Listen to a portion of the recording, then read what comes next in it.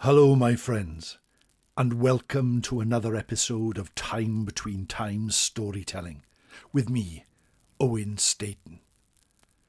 This is the week where the time between times is at its strongest. Next week is Halloween, Calan Gaeaf, the night when spirits walk the land and the night when tales are traditionally told. Croeso, my friends, to this place where we can sit and hear a story. I am so glad you have decided to join me here, and tonight will be slightly different. I can remember Halloween from years gone by. I'm not that old, but I'm old enough to remember a Swede instead of a pumpkin. I'm old enough that my costume was very much homemade. But once, and though it still is, it was a magical night. So please, my friends, stop your scrolling, turn off your screens, sit back, and if it's safe to do so, close your eyes and let your imagination run wild as we journey to the fire pit. No, not at the heart of the forest, but somewhere else.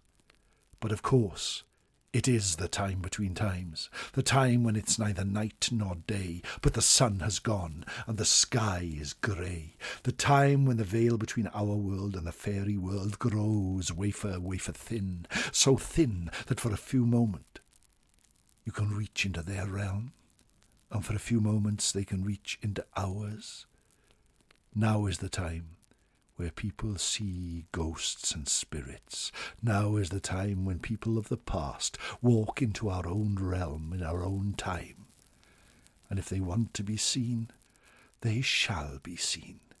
Now is the time that the Tylwyth Teg flit from shadow to shadow in the woods, and now is the time where lights illuminate the sky, where visitors from perhaps another world pay us a visit.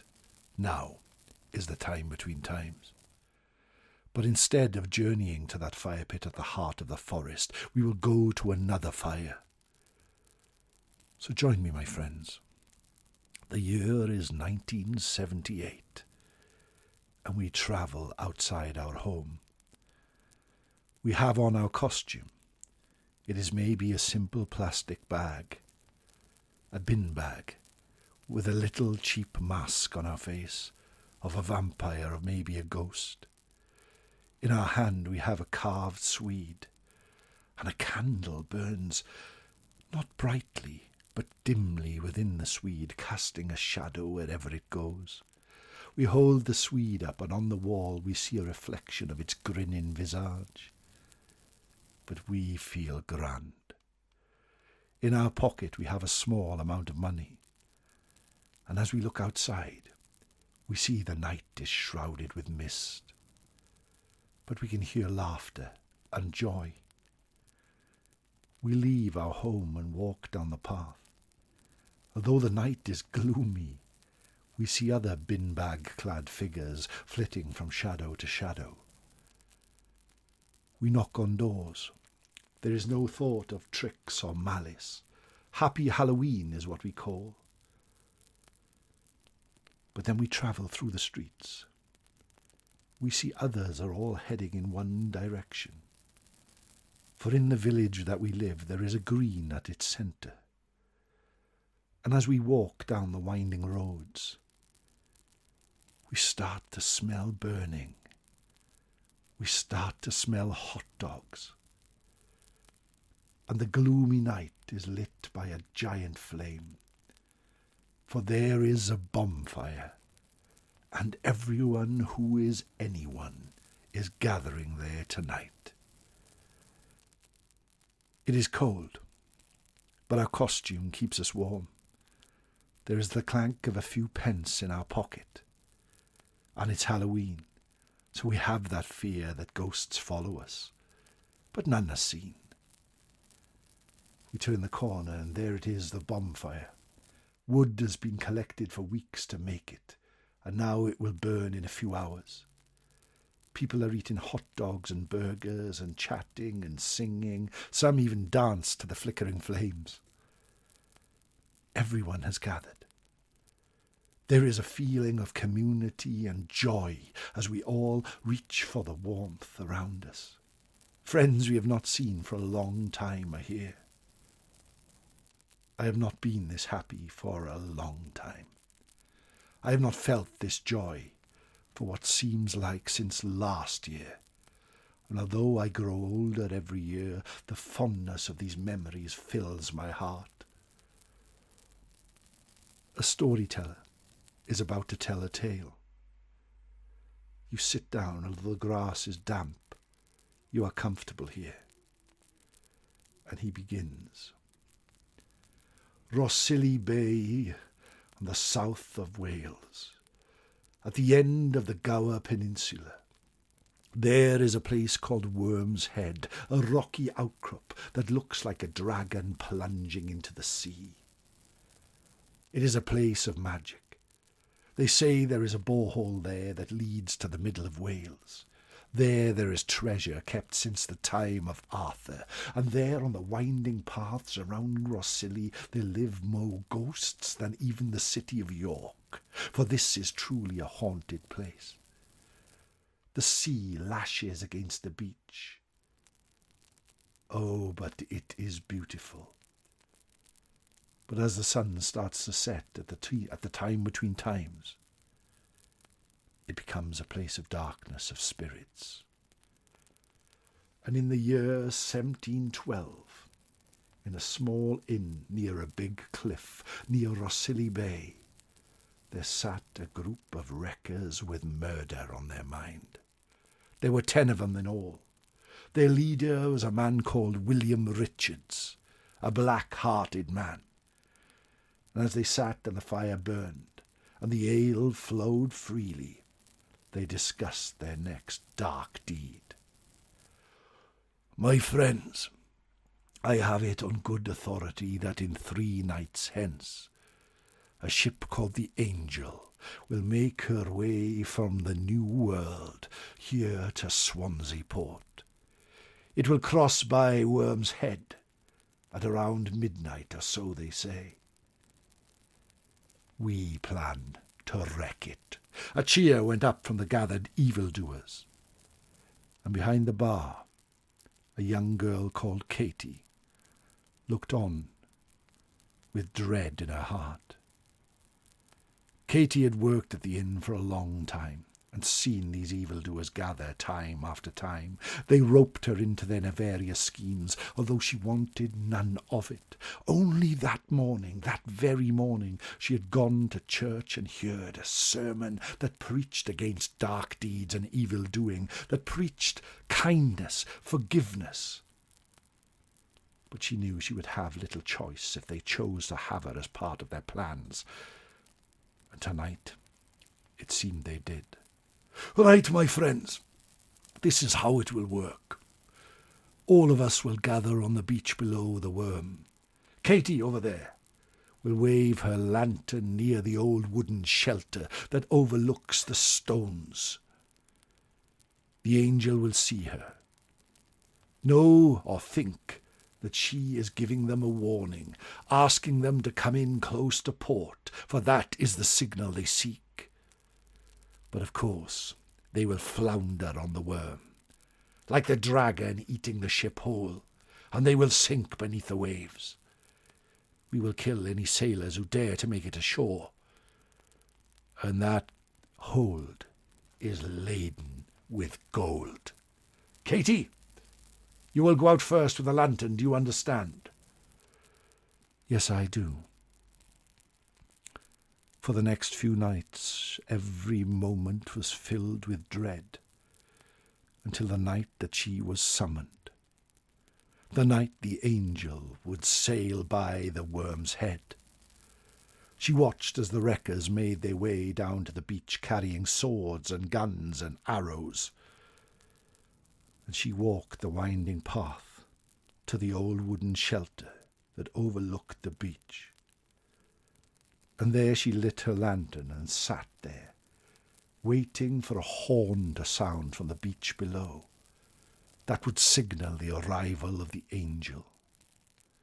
She waited and waited, and far away the church bells rang.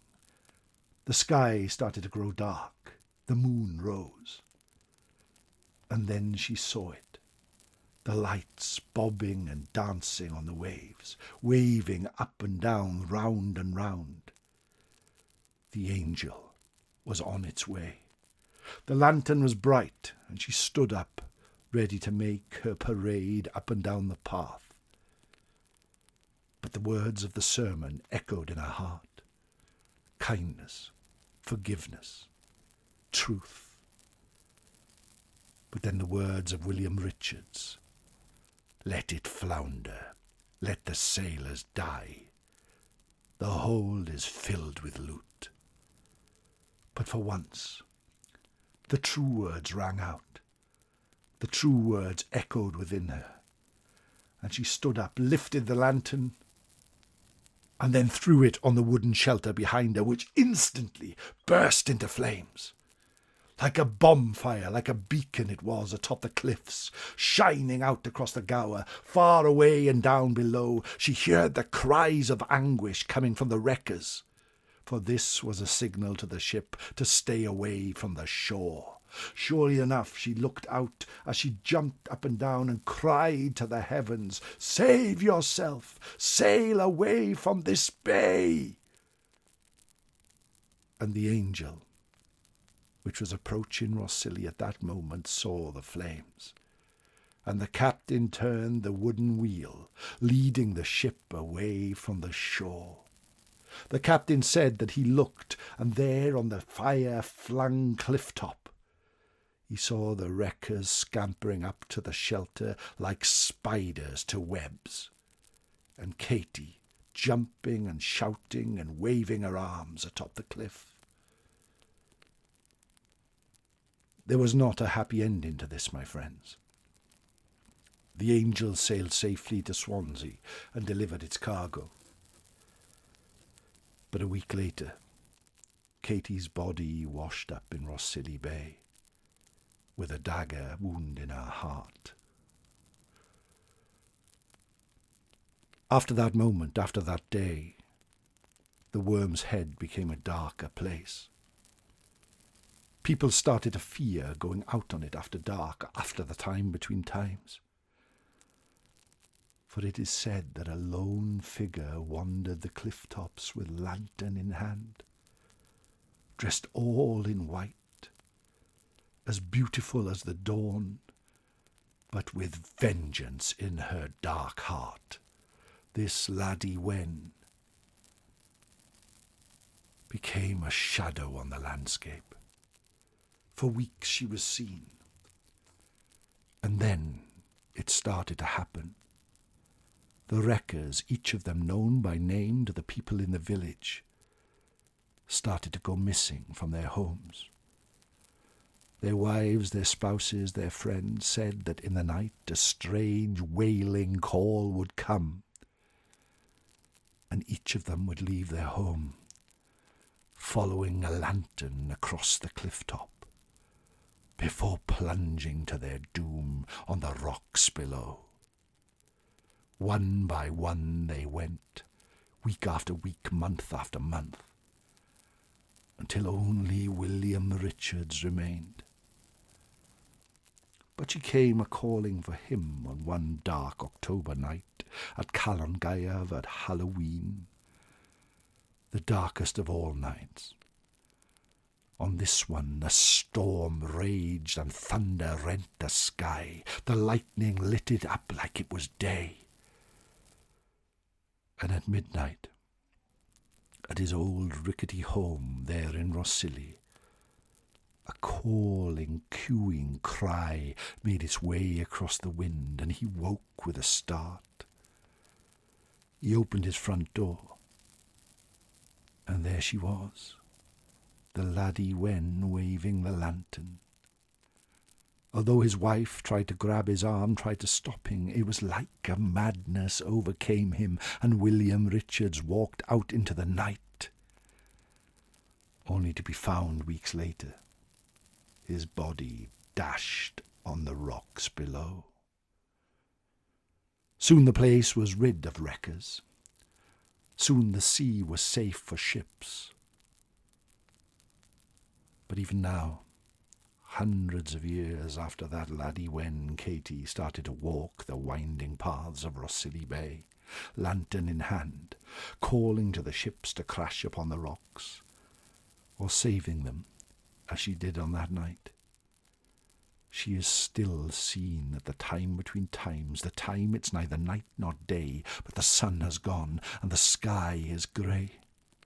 The time when the magic from the fairy world weeps into our world, and the time when tales are traditionally told.